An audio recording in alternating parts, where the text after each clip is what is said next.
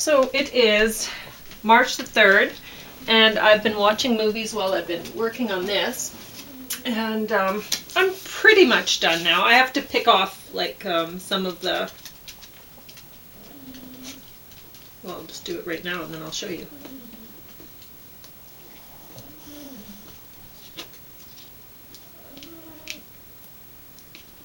The masking fluid off of... There we go.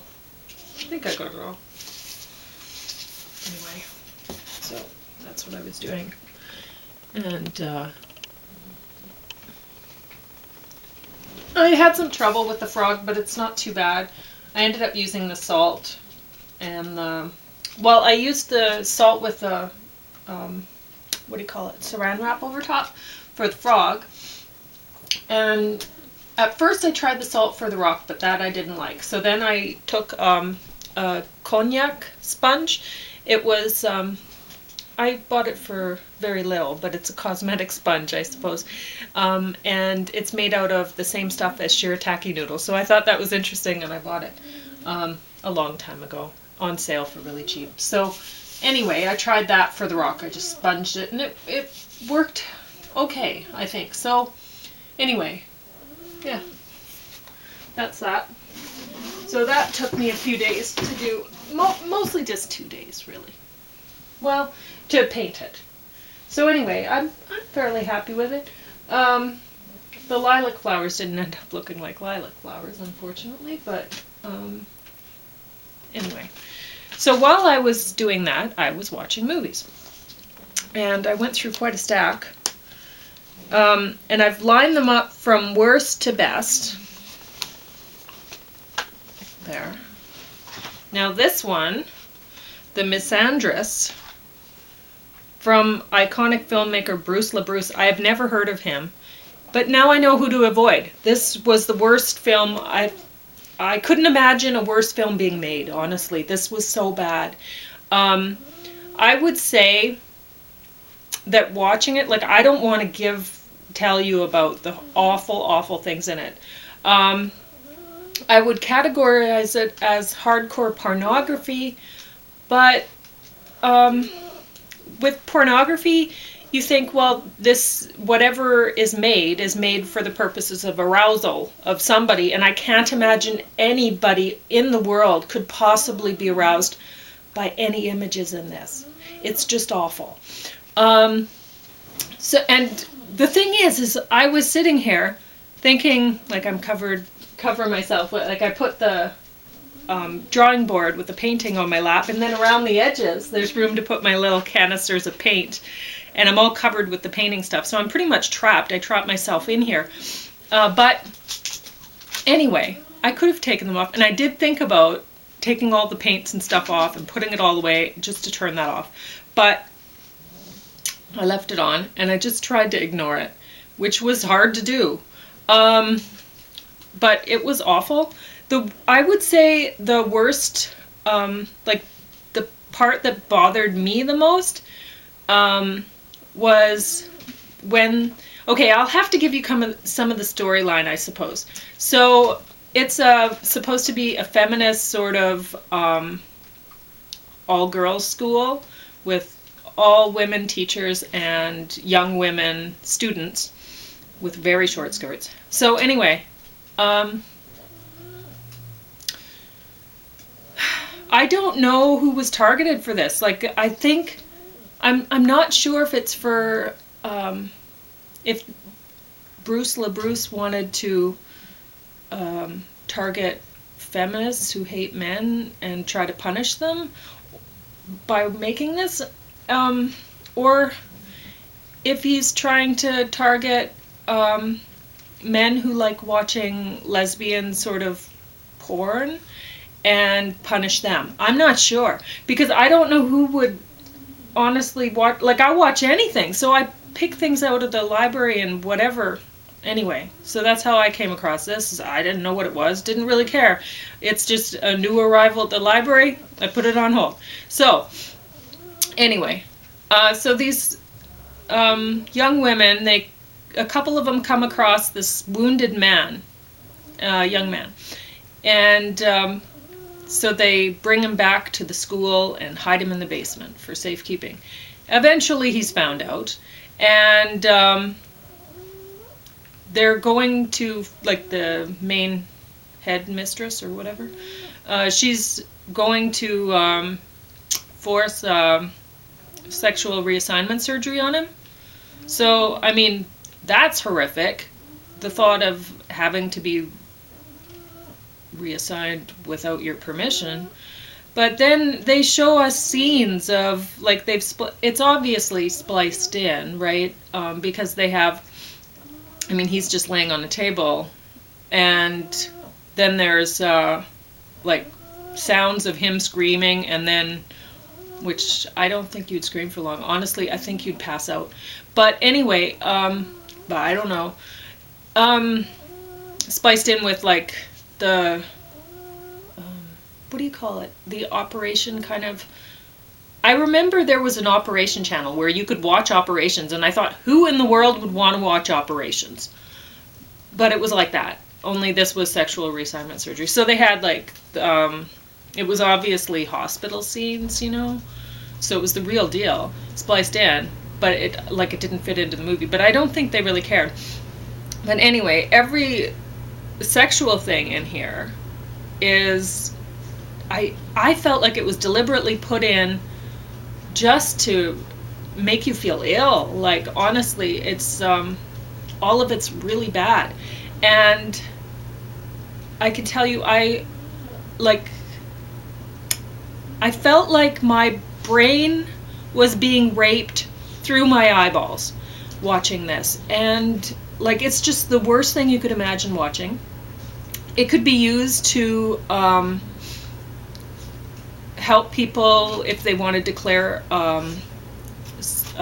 whatever, celibacy pact or something for the rest of their lives. They could watch this, because I don't think, you know, they'll be feeling frisky at all after watching this. Or people with sex addictions, they could watch this and they would not be addicted to sex anymore. No way. What else? Oh, people who want to become vegan. You would not want to eat eggs again after watching this. Guaranteed.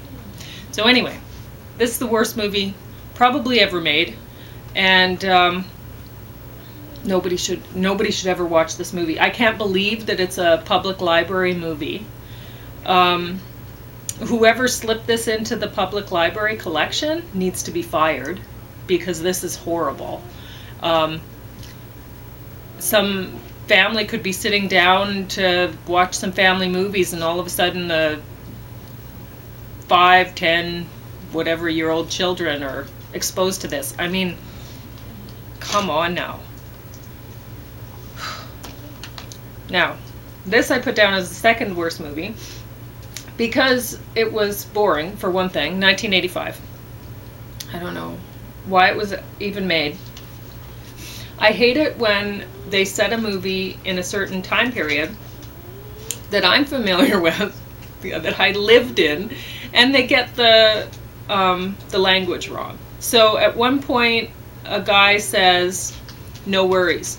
Nobody said "no worries" in 1985. That was not a thing that people said in 1985. So get it right. Do some research.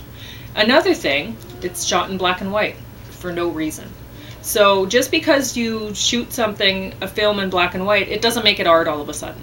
It's just black and white. So if there's not a reason for it, and it's made in a period where there is color film, then I wonder why. So this is terrible. Not as bad as the first one.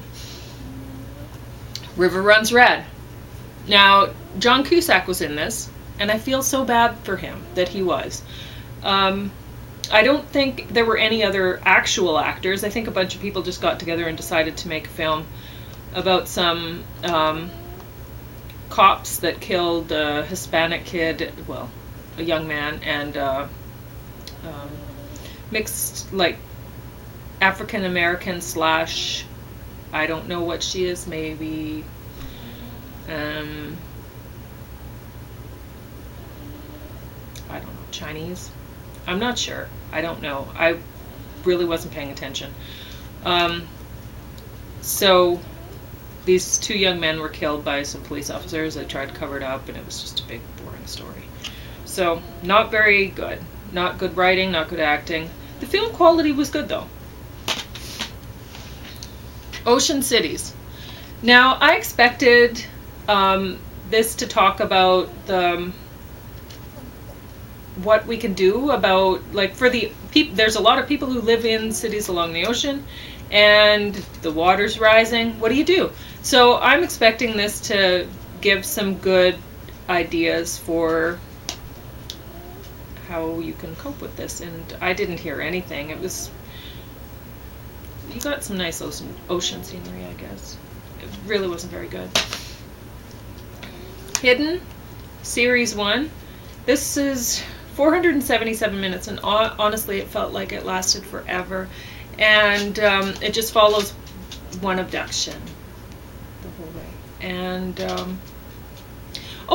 one thing interesting about it, though, is it's set in the beautiful but foreboding mountains of northern Wales. So, they had people actually speaking Welsh, which I don't know. Pretty much I've assumed that most of the languages around that area have just basically went extinct. So when I hear something like this, I'm like, hey, interesting. So, yeah. So then I said that to James, and he's like, oh, well, a lot of the languages, like Cornish and da-da-da, but they're trying to revive Cornish, and so I got this big lecture that was like an hour long talking about languages in the area, so that was interesting too.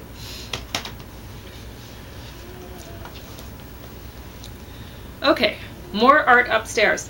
Now this one is a documentary about an art show. It's called Art Prize, and it's set in Grand Rapids, Michigan. And there's a winner. Somebody takes home the prize of $200,000. And it looks pretty awesome. Now, unfortunately, the documentary was not very well made. So they focused in on a few artists. They didn't show enough of other people. And they didn't tell me when this thing takes place or anything like that. So I don't know, was this just a one-time deal? Or is this something that they do annually, biannually? I don't know. And so I'm going to have to look up Art Prize now to find out. And if it's held fairly regularly, I definitely want to go. Because, okay, what they do is one subdivision of town is just totally devoted to art. And people are putting art all over the place. So it could be, like one art piece was this koi painting, and it was done under an overpass. And so it would be an area which would look hideous, but somebody made it look beautiful. And so anyway, a bunch of artists show up. And sometimes it's just paintings hanging on gallery walls and whatever too. Or installation art. There's a lot of different things. So it was interesting stuff. But what's really interesting about it is that the public votes on the winner. And I'm skeptical all the time I used to frequent art galleries a fair amount, and then I don't know, became disillusioned with the whole art scene. And anyway, so a lot of the time, I'm sure I'm not the only one. Well, James also feels this way, that things are pretty cliquey, and artist knows artist, and their work is favored, and other people's art just goes unnoticed forever. And honestly, I expected that from this, right? But as I'm following along, I'm paying attention to the artwork, and the piece that I thought should have won. So I don't know if that was just a fluke, or if the public would vote like me and that one wins. But yeah, it was really interesting to see this woman, because she came from New York, and you could see the whole time she really expected to win, because here she is, this fancy New York artist, shows up in town. And she didn't seem to have any mirror moments where she realized that, wait a minute, there's so much art here that's awesome. Way more awesome, right? And so she kept thinking she was going to win, and she did not. Oh, I shouldn't have told you. Anyway. So I think you should watch this, even though I didn't put it near the best. It's in the middle somewhere. But it's because the documentary I don't think was that well made, but I do think it's worth watching because I think this art prize, art exhibit, is worth going to. I hadn't heard about it until now, so I definitely want to go. If it's a regular thing, if I can find out when they hold it, I'll get my passport and head down there. And I mean, I wouldn't exhibit anything because I'm not a real artist, but I would like to see what other people do and be a part of it. It seems really great. So anyway, there. The Good Fight, Season 2. And this one I got because I had borrowed a few things from the library, and they were like drag queenish sort of, and I wanted to talk about those together. But as it turned out, although a couple of the people on the cover look like they could be drag queens, they are not drag queens. This is not. I didn't know anything about the show, so I was looking at the cover and I'm like, yep, probably about drag queens, and not. So, I mean, everyone loves watching a show with drag queens, I think. But so you might be disappointed that this is not, but it's great. At first I was like, oh, a law show? And none of them are drag queens? But no, it's awesome. There's, I really felt, I felt like I could identify with the main woman, who, I guess there's a few main women, but she's the older woman. And she's kind of maybe going a little bit crazy because she's hearing news in the background about like different fake news stories about Trump that I don't think anybody else hears. I think it's only her. But the fake news stories are hilarious. I love them. So, I mean, some of them actually made me laugh out loud because they're just little, they toss them in. It's like a little soundbite in the background of somebody hearing about some crazy thing that involves Trump. But anyway, very good series. I will look forward to Season 3.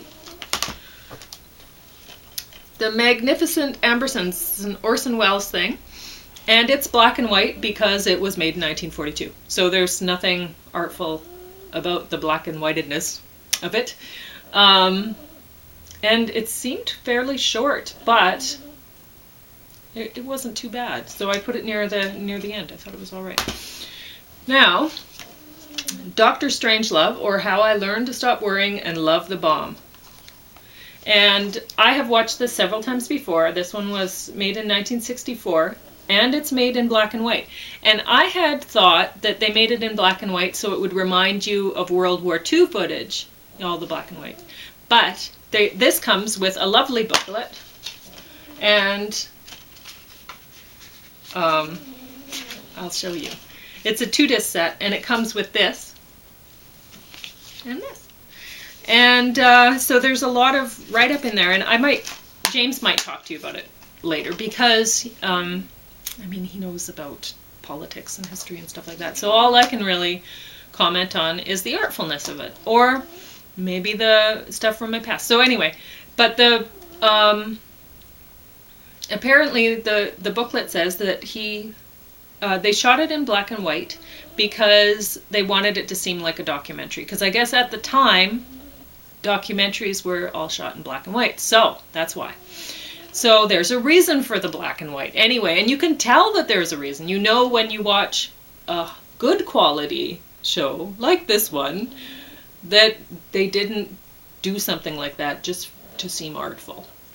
It's done for a reason, and it is. And so anyway, Now, the first time I would have watched this would have been when I was a teenager, at some point when I was younger, and my dad really, he really liked this movie. He really liked everything with Peter Sellers. So, anyway, he would have gotten me to watch it, and I would have thought, you know, because I didn't care about politics even then, and or war stuff. Girls tend to not. So, and now I really appreciate the fact that Dad was trying to bond with me and share stuff that he loved with me. But at the time, I was just like, why would you show this to me? I don't care. And anyway, and then my ex-boyfriend, one of the first movies he wanted to show me, because he was really impressed with this, was this movie. And I was like, oh, yeah. So I didn't care back then. And I care now because, for one thing, it reminds me of those two moments when people that cared about me were wanting to show me something, share something with me that they cared about. Do you see what I'm saying? So, that makes this special just for that, for sentimental reasons. And women are really sentimental about things. They tend to be. I certainly am. Very sentimental about things. So, this is good just for that. But there's also really well-crafted scenes that if you did a still frame of some of these scenes, it's art. Just, there's so much art in it. Like, you could pause it if you had really good, resolution or whatever on your screen, and just leave it there, and it would be a work of art hanging on your wall if you have one of those big TVs that are fancy. And you could just change it, unpause it for a few minutes, pause it again. New work of art. The whole way across. As long as you like black and white art, because it's all in black and white. So, that's my stack of movies that I did while painting this guy. And James really likes this frog. So I hope you do too. Anyway. Oh boy, I'm so creaky right now.